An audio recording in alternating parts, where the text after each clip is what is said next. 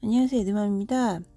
오늘은 아이를 키우면서 육아와 그리고 또 엄마로서의 자기 개발에 그런 비율을 어느 정도로 가져가시는지, 그리고 어떻게 꾸려가시고 있는지에 대해서 한번 이야기 나눠보려고 해요. 저는 원래 누군가가 성장하는 걸 보거나 제가 성장하거나 뭐 그런 거를 되게 관심이 많은 편이거든요. 그래서 선생님을 선택한 이유도 그런 거 때문일 텐데, 누군가가 바뀌는 모습을 보는 거, 그리고 내 자신이 바뀌어가는 거, 그걸 보는 것만큼 저에게 설레이는 거는 없는 것 같아요. 많은 이유로, 이런 이유 때문에 많은 분들이 자기 개발을 하시는 것 같은데, 엄마가 되면서는 아무래도 나의 집중과 우선순위가 나보다는 아이에게 초점이 맞춰져 있잖아요.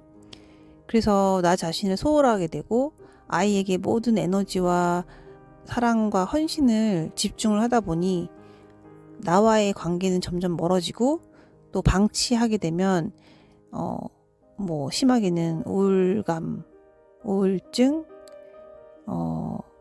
그다음에 자존감도 없어지고 이런 경지까지 이르게 되는 것 같아요. 그래서 여러분들은 어떻게 이것을 극복하고 계시는지, 그리고 그렇게 번아웃 되지 않기 위해서 어떤 노력을 하고 계시는지에 대해서 한번 궁금하기도 한데요. 많은 분들이 엄마들이 이제 꼭 운동을 하라 이렇게 말씀을 하시는 이유가 이제 이러한 번아웃이나 그런 어떤 자기 혐오 뭐 이런 거에 빠지지 않도록 도와주는 것 중에서 아주 효과적인 것이 운동이기 때문에 많이들 권하시는 것 같아요. 운동을 하면서 한 30분 정도 지나고 나면 비로소 이제 기분이 좋아지는 어떤 뇌의 신경 전달 물질 뭐 이런 게 분비된다고 하는데, 정말 그런 것 같아요.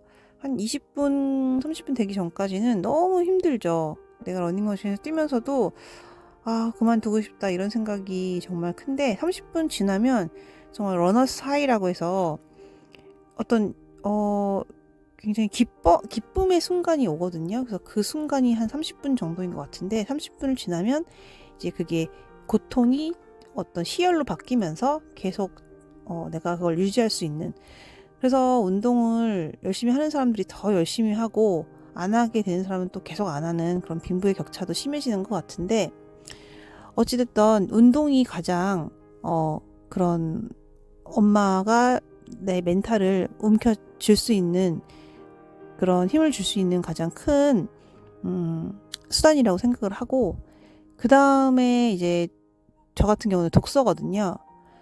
제가 이제 아이 낳기 전에도 이제 아이들 가르치고 할 때도 제가 보통 어디서 힘을 얻었냐면, 저는 자기계발서에서 좀 힘을 얻었어요. 제가 아이들도 되게 좋아하고 이렇게 남을 가르치고 성장하는 걸 보는 것도 되게 좋아하긴 하는데, 제가 뭐 이렇게 기가 센 편이 아닌지는 모르겠지만 많은 아이들 앞에서 이렇게 강의를 하고 나면 굉장히 힘이 들 때가 있어요. 그리고 또 힘이 붙이게 하는 아이들이 또 생기잖아요. 제 의도와는 정말 상관없이 그렇게 속을 썩게 하는 그런 아이들이 있는데, 그런 아이들 몇 명을 좀 겪고 나면 정말 기운이 빠지고 다음에는 이제 그 아이를 볼 걱정부터 생기는 거예요. 그래서 이제 초보 때는 이제 그런 아이들과 맞서서 이제 뭐 아이를 혼낸다든지 더 심하게 뭐 이렇게 다그친다든지 이랬던 것 같아요. 지금 생각해보면. 그런데 이제 경력이 점점 지나고 나서는 이제 그런 것들이 의미가 없다라는 것, 그리고 선생님으로서 그런 방향은 옳지 않다라는 것을 좀 알게 되면서 제가 나름대로 마음의 수련이라는 걸 처음 하게 됐거든요. 근데 그게 저는 독서였어요. 뭐 다른 여러 가지 방법이 있겠지만 글쓰기, 뭐 필사, 명상, 뭐 아니면 그 뭐 사람들과 만나서 어떤 모임을 통해서 스트레스를 해소한다든지, 아니면 그냥 혼자 음악을 감상하면서 그걸 해소한다든지, 뭐 유희를 즐기다든지, 그런 여러 가지 방법이 있을 텐데, 저는 그런 모든 방법이 다 맞지 않았어요, 저에게는. 그래서 저에게 그것을 해결할 수 있는 방법은, 유일한 것은 독서였거든요. 그래서 독서를 1시간 정도 하고 나면 그 아이의 마음이 보였어요. 신기하게도. 누구에게도 물어봐도 대답을 들을 수 없던 그런 답변들이 독서를 통해서 그 저자와 대화를 하면서 제 자신에게 그 답이 정말 신기하게도 떠올랐었거든요. 그래서 제가 그 독서를 사실 아이들 때문에 하게 됐어요. 그러니까 제가 가르쳤던 아이들 때문에, 또 힘들게 했던 아이들 때문에 독서를 했는데, 그게 결국에는 제가 습관이 된 거죠. 그래서 처음에는 힘들어서 했었던 독서가 나중에는 제 성장하는 게 너무 좋아서 즐거워서 하는 독서로 이제 바뀌게 되었거든요. 그래서 이렇게 크게 엄마를 지탱시켜 줄 수 있는 수단도 저는 운동과 독서라고 여전히 생각을 해요. 그래서 저 같은 경우는 산후조리원에서도 독서를 계속 했었고, 물론 그 덕분에 좀 눈이 많이 나빠지긴 했어요. 그리고 좀 유난 떤다 이런 눈총도 많이 받았고 그랬는데, 어쨌든 독서와 운동은 제 삶을 정말 지탱시켜주는 정말 큰 기준축이 되었거든요. 그런데 이제 이게 아이를 낳고 나서 내 아이를 키우고 또 내 삶에 적용해야 되는 그런 것과는 또 내 전에 싱글 라이프였을 때 삶과는 또 다른 게 있어요. 제가 싱글 라이프 때 적용되지 않았던 것들이 결혼 후에 아이를 특히 낳고 난 이후에는 정말 많더라고요. 제 생각대로 되지 않았어요. 그리고 일단 몸이 힘드니까 마음은 이렇게 이것저것 다 하고 싶고 아이도 케어하면서 제가 하고 싶은데 이게 체력이 안 되는 거예요. 그리고 이제 계속 집에만 있다 보니까 이게 동기가 생기질 않는 거죠. 내가 일어설 힘이, 동력이 있어야 이것도 헐 날아서 책도 읽고 뭐도 하고 하는 건데, 아이만 집에서 보다 보니까 제 마음에 스스로 동기가 생기지 않으니까 책도 점점 멀어지게 되고, 운동은 당연히 아이를 케어해야 되니까 아이를 봐주는 사람이 없는 날이면 이제 제가 못하는 거죠. 그래서 그런 식으로 서서히 무너져 갔어요. 그래서 이제는 아이들이 조금 커서 그래도 제 시간이 남기 때문에 이것저것 제가 많이 해볼 수 있는 용기와 에너지가 있는 것 같은데요. 아이들과 이제 분리가 되면서. 그런데 그렇게 하게 된 게 얼마 안 됐어요, 불과. 그래서 저는 항상 이런 부분에 대해서 좀 관심이 많고, 엄마로서 어떻게 자기 삶과 아이의 삶의 그런 성장의 비율을 맞춰가면 좋을까. 뭐 다양한 삶이 있겠죠. 그런데 저 같은 경우는 사실 아이 교육 문제에 있어서 좀 관심이 제일 많은 부분이 제가 사실 아이 교육 문제고, 뭐 대부분 그러시겠지만 그렇다 보니까 이 아이는 아이대로 넌 너의 삶을 살아라 이렇게 내버려 두고 엄마는 엄마의 삶을 살겠다 이러기에는 또 제가 안 돼요. 그게 안 되더라고요. 그래서 자기 자신을 아는 게 중요한데 저는 그게 안 되는 사람인 걸 이제 제가 알았어요. 근데 그렇다고 해서 아이의 삶에만 초점을 둬서 너는 이렇게 꼭 어떤 사람이 돼야 돼 라고 하면서 저는 그냥 없고 헌신하고 아이에게 다 모든 것을 맡기고 의지하고 이런 거는 또 제가 그것도 아니더라고요. 그래서 타협점을 처음에는 참 찾기가 힘들었어요. 그래서 많이 방황도 하고 아이에게 집착도 해봤다가 또 아이 내버려두고 제가 또 저 혼자 그렇게 독립적으로 저의 성장에 또 한번 꿈을 또 꿔봤다가 이거는 둘 다 아니라는 결론이 났어요. 그래서 지금은 그 둘 사이의 관계에 대해서 적절한 비율과 비중을 찾아가고 있는 중입니다. 그래서 다른 어머님들은 어떠신지 모르겠어요. 제가 주위에 지인들이나 아이 친구 엄마들과 이야기를 해보면 사실 이런 것들에 대해서 솔직하게 관심이 많은 분들은 많이 없으셨어요. 저 같은 경우는.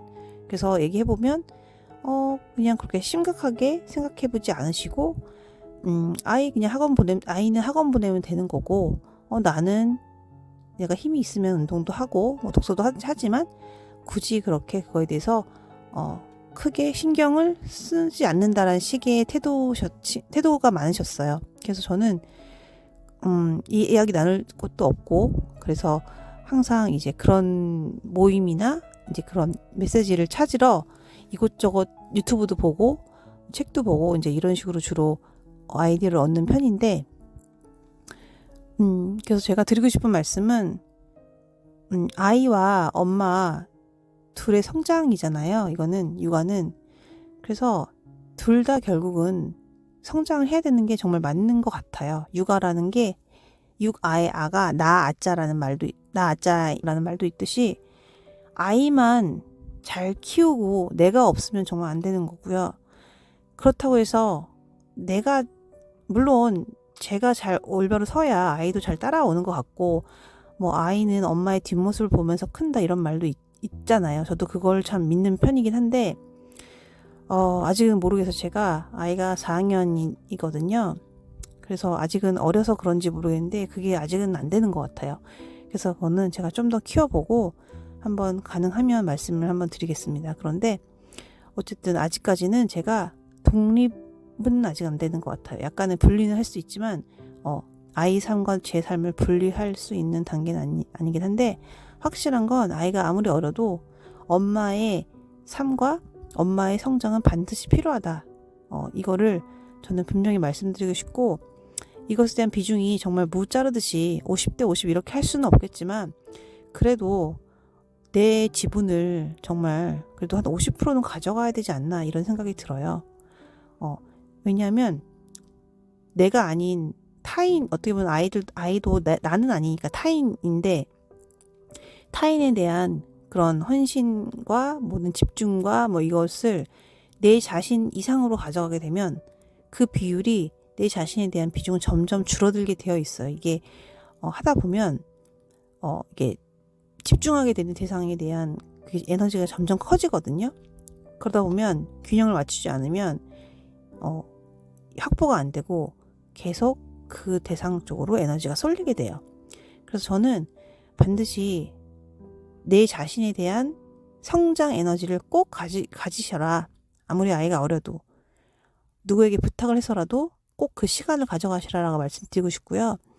그래서 물론 이제 아이를 잘 키우고 싶은 분들은 절대 아이에 대한 그 끈도 놓으시면 안 돼요. 아이들은 제가 아이들 가르쳐봤던 그 10년 이상의 그 어떤 느낌으로는 아이들은 그렇게 믿으시면 안 돼요. 그러니까 아이를 불신해라 이러는 게 아니고, 아이는 정말 그 어떤 감시나 어떤 관찰, 이런 컨트롤할 수 있는 어떤 그런 타인이 없으면 그냥 풀어지거든요. 풀어지고 하고 싶은 대로 하게 되어 있는 게 아이의 그 본능인 것 같거든요.